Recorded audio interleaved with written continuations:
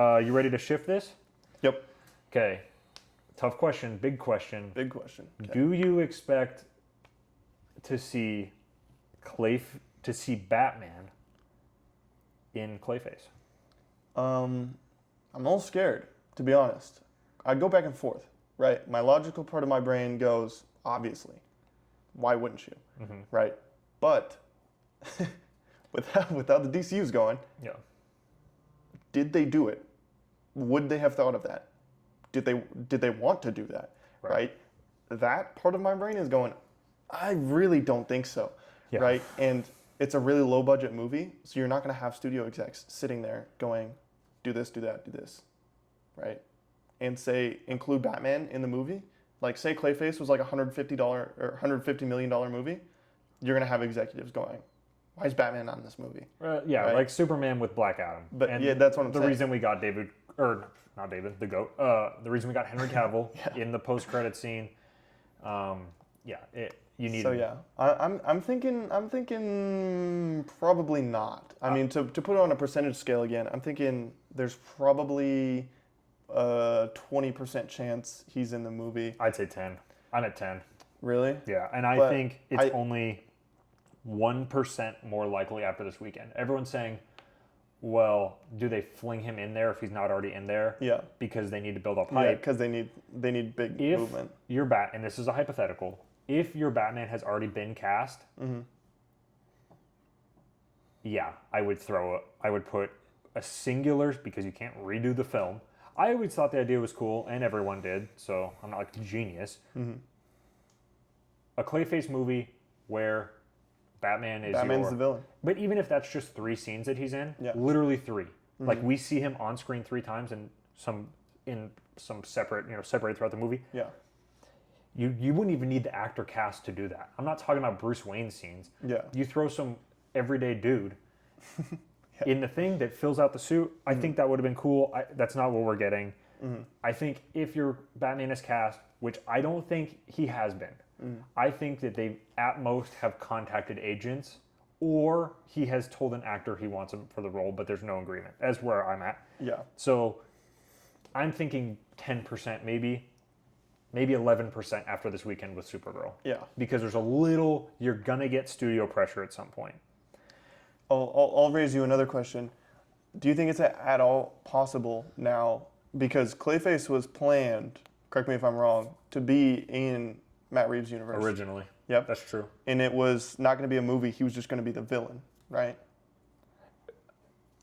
He was going to be the villain of the Batman Part 2, maybe.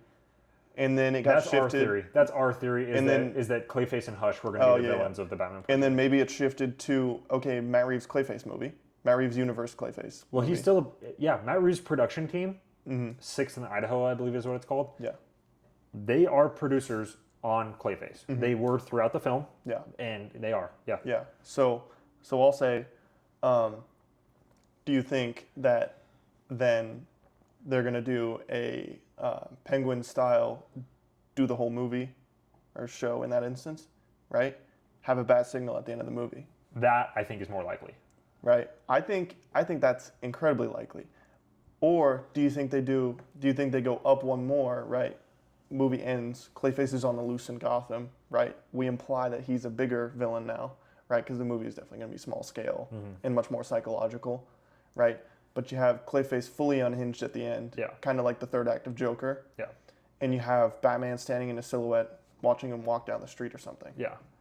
Like, do you think that's even a possibility? I don't think, because I'll say, I think a silhouette, like, probably, like, 10, 20%, like you said, right? But I think a bat signal in the sky or a report that, the Batman takes out a bunch of criminals and he's watching the TV and the news reports on it, that's got to be like 50%. I was going to say, there's no way they don't acknowledge Batman existing. The logical part of me is you have to acknowledge him. And I was fine with Batman not being in the movie if you were going to consistently acknowledge him, because it does not make sense to have a Clayface movie in Gotham. Because I was read another original report is that half the movie or part of the movie was taking place in Los Angeles. Okay, well, that California. makes sense why Batman's not in your movie. I don't think that's the case. I think it's mostly in Gotham. I think because there is a scene that they recorded that was like at like a theater. I'm pretty sure in L.A. Yeah, but not like filmed in L.A. obviously. I don't know. I think it's in Gotham. I think it's in Oh Gotham. no, like the bulk of the movie. I'm saying that it might start with him being an actor in L.A., California. Yeah. And then the actual plot, the inciting incident moves him to Gotham, and then he's washed, and then he's trying to make it in Gotham. Maybe it could be. I don't know. I don't think we don't get much off that first trailer. No. I am gonna say the Batman stuff all drops back down at 1 because today there was a report because of budgetary restrictions, Clayface will not fully transform in the movie. Yeah, I saw that. If that is true, why does the movie existing is stupid? I have now, even on the budget, movie could cost $1. We're making a Clayface movie. He's not even going to be fully Clayface, and we've already seen Clayface full figure in this universe in Creature Commandos. Yeah. Yeah, especially if it's for budgetary restrictions. And they sneakily upped from 40 to 45. To 45. So plus we know that they marketed Supergirl for 120. Okay, if you marketed Supergirl for 120, I don't think you're going to only market Clayface for 40. So yeah, some numbers are going to climb. Obviously our math break-even point is 100. It's a little more than that now with 45. So you're looking at like 110 plus. That number is going to keep increasing, but we've kind of always known that. Yeah. I think if that report is true, I think it's a huge slap in the face to everyone. It's just a waste of time. And I think it's a waste of time. I think it's already unlikely Batman's going to be there. I think if we're not even getting fully Clayface, it's going to be even harder. Yeah. I mean, here's my take, right? We talked about this a little bit in the last episode too, but I think with the streaming sphere, right, you can play into that a little bit. I wouldn't gamble on it, right, but you can play into it a little bit. What I would have done if you need to tread some water for Batman, right, you're still figuring it out. I mean, I think that's kind of a stupid excuse right now. Yeah. But I think if that's the narrative you want to paint, right, you take Clayface. They're basing it off an episode from the animated series, right, from the 90s. And that episode, right, 20 minutes long, I think you do a live action special, right, of Clayface. Yeah. And you put it on HBO Max, 40 minutes to an hour maximum. And you show his origin, you show the tragic origin, right? Then you flash Batman at the end of the special, right? That's going to cost you almost nothing, right? You're not going to have to pay any theaters. You're not really going to have to market it that much, not like a movie. No. And the budget's going to be real low. And then you throw it on your streaming platform, right? Yeah. And then that way you can say, hey guys, Batman's coming. Look at this really cool origin, right? Yeah. There's so many one-shot comics of here's how the character ended up this way. I mean, you have Alan Moore's The Killing Joke. It's somewhere up here. It tells the origin of the Joker, right? Yeah. And it flashbacks through that. But I mean, you could just like take stuff like that and say, Batman's rogues, super famous, right? You could do specials. Here's how they are. This is how they got to this point. And then you don't have to spend as much screen time in your Batman movie, saying, oh, he fell into a vat, or, oh, he got poisoned or drugged or experimented on, right? You have the stepping off point, and you can spend more time on Batman. Yeah.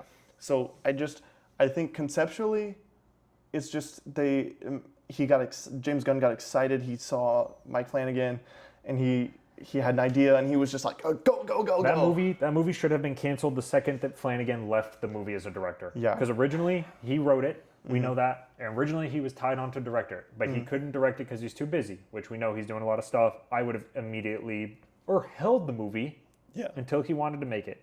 Well, because again, why does it have to be right now? It doesn't. It literally doesn't.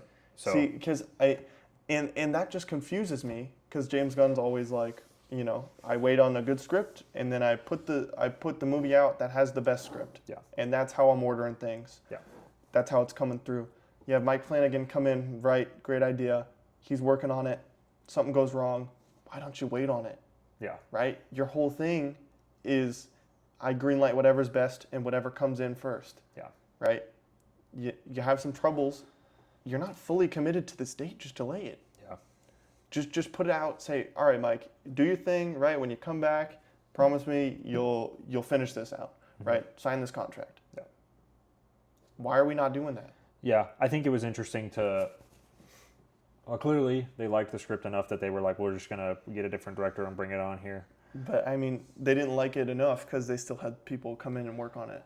Yeah, there's conflicting bits on. We know that there was a director pass through. It's the director of Speak No Evil. If anyone saw that James McAvoy movie from 2024 now, the fall of 2024. I think his name is James Watkins. He's directing it. I actually enjoyed Speak No Evil. If you're like me, you saw that trailer 73 times. 7 billion times. In theaters. For a year straight. Forever straight, actually. I think I have seen it about as much as the Wild Horse 9 trailer at this point. But anyways, yeah, the script is a little different than the one Flanagan gave. Even Gunn has admitted that. We don't know to a certain extent.